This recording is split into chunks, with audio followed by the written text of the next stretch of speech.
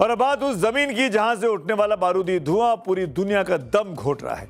सवाल यह कि क्या इजराइल शांति का सबसे बड़ा दुश्मन बन चुका है? क्या बेंजामिन नेतन्याहू की जिद की वजह से खाड़ी देशों में शांति का सूरज उदय नहीं हो पाएगा?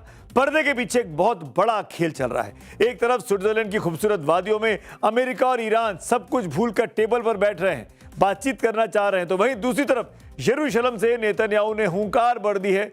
इस महायुद्ध और कूटनीति के खेल को देखकर बॉलीवुड की उस मशहूर फिल्म का डायलॉग याद आ रहा है कि कभी कभी जीतने के लिए कुछ हारना भी पड़ता है और हार कर जीतने वाले को बाजीगर कहते हैं। क्या नेतन्याहू हार कर बाजीगर बनने की तैयारी कर रहे हैं?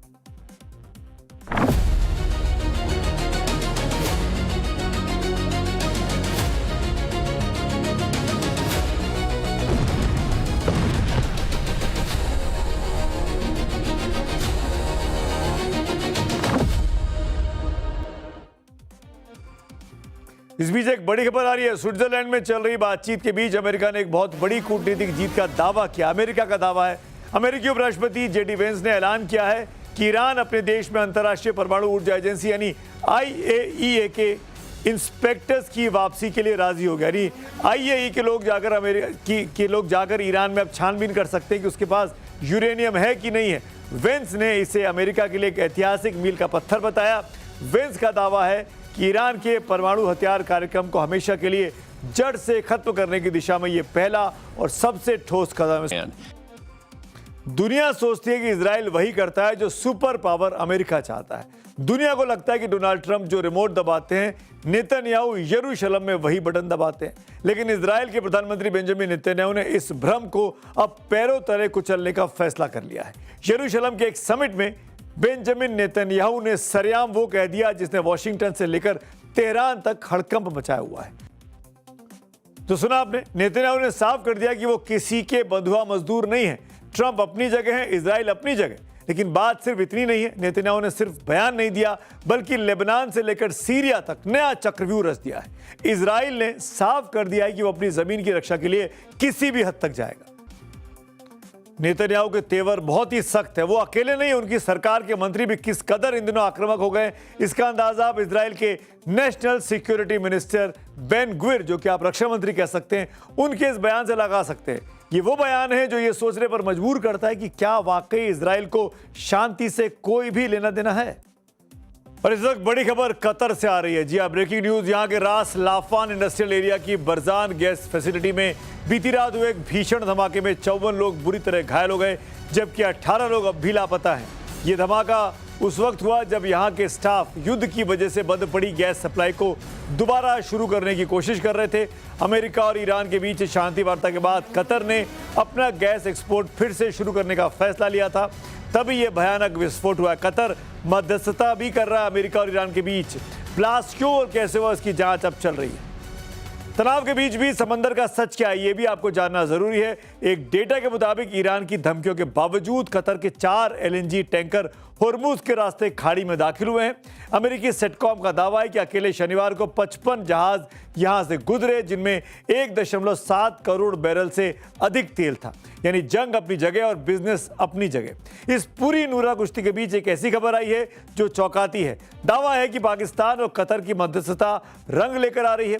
ईरान के विदेश मंत्री अब्बास अराक्ची ने दावा किया है कि स्विट्जरलैंड की मीटिंग से एक बहुत बड़ा ब्रेक थ्रू निकला है। दोनों देश 60 दिन के रोड मैप पर सहमत हुए हैं। ईरान के विदेश मंत्री के मुताबिक जो समझौता हुआ है उसके तहत लेबनान में जंग खत्म करने के लिए एक डी कॉन्फ्लिक्शन सेल बनेगा। लेकिन उसके लिए क्या इजराइल मानेगा, इसी को तो दिक्कत है नेतन्याहू को।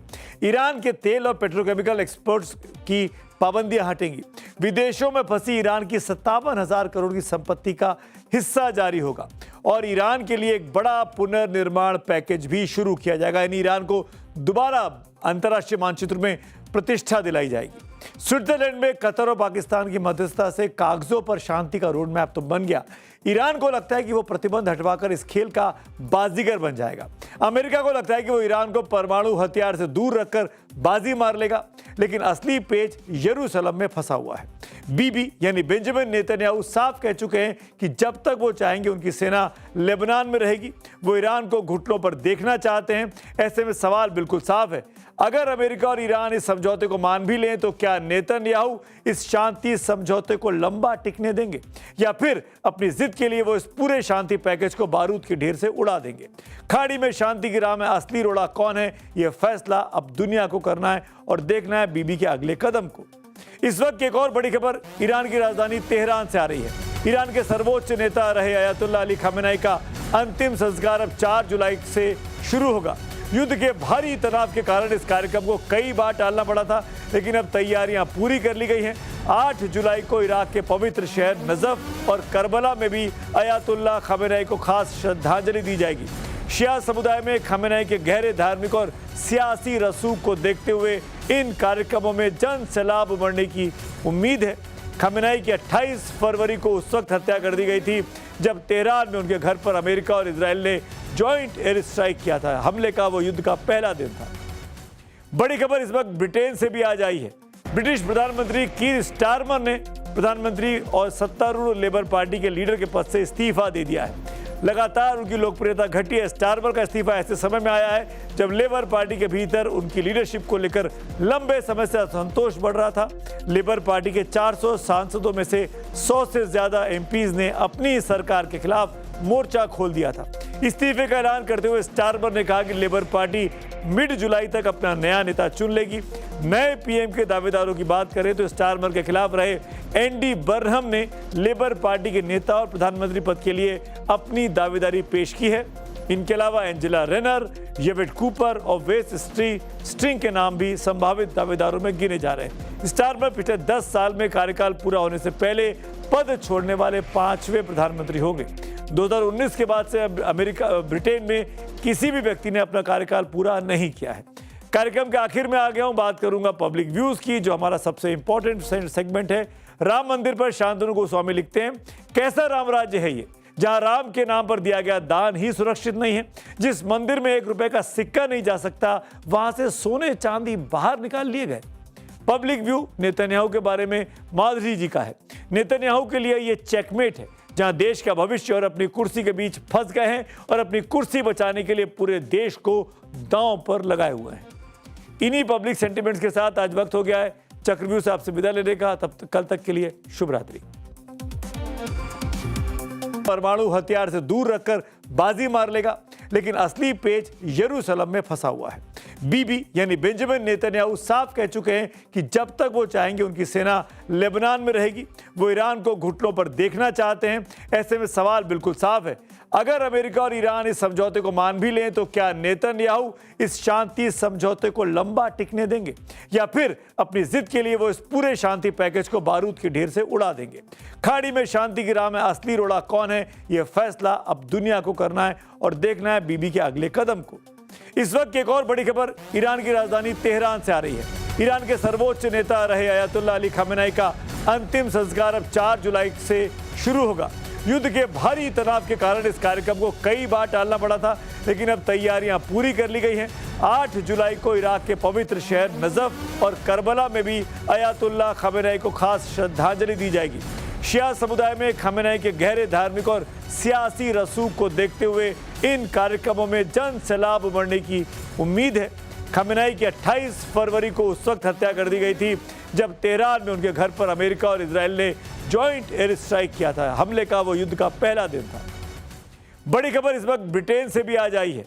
ब्रिटिश प्रधानमंत्री कीर स्टारमर ने प्रधानमंत्री और सत्तारूढ़ लेबर पार्टी के लीडर के पद से इस्तीफा दे दिया है। लगातार उनकी लोकप्रियता घटी है। स्टारमर का इस्तीफा ऐसे समय में आया है जब लेबर पार्टी के भीतर उनकी लीडरशिप को लेकर लंबे समय से असंतोष बढ़ रहा था। लेबर पार्टी के 400 सांसदों में से 100 से ज्यादा एमपीज ने अपनी सरकार के खिलाफ मोर्चा खोल दिया था। इस्तीफे का ऐलान करते हुए स्टारमर ने कहा कि लेबर पार्टी मिड जुलाई तक अपना नया नेता चुन लेगी। नए पीएम के दावेदारों की बात करें तो स्टारमर के खिलाफ रहे एंडी बर्नहम ने लेबर पार्टी के नेता और प्रधानमंत्री पद के लिए अपनी दावेदारी पेश की है। इनके अलावा एंजेला रेनर, येवेट कूपर और वेस स्ट्रिंग के नाम भी संभावित दावेदारों में गिने जा रहे हैं। स्टारमर पिछले 10 साल में कार्यकाल पूरा होने से पहले पद छोड़ने वाले 5वें प्रधानमंत्री होंगे। 2019 के बाद से ब्रिटेन में किसी भी व्यक्ति ने अपना कार्यकाल पूरा नहीं किया है। कार्यक्रम के आखिर में आ गया हूं, बात करूंगा पब्लिक व्यूज की, जो हमारा सबसे इंपॉर्टेंट सेगमेंट है। राम मंदिर पर शांतनु गोस्वामी लिखते हैं, कैसा राम राज्य है ये, जहां राम के नाम पर दिया गया दान ही सुरक्षित नहीं है। जिस मंदिर में 1 रुपए का सिक्का नहीं जा सकता, वहां से सोने चांदी बाहर निकाल लिए गए। पब्लिक व्यू नेतन्याहू के बारे में माधुरी जी का है, नेतन्याहू के लिए ये चेकमेट है, जहां देश का भविष्य और अपनी कुर्सी के बीच फंस गए हैं और अपनी कुर्सी बचाने के लिए पूरे देश को दांव पर लगाए हुए हैं। इन्हीं पब्लिक सेंटिमेंट्स के साथ आज वक्त हो गया है चक्रव्यूह से आपसे विदा लेने का। तब तक कल तक के लिए शुभ रात्रि।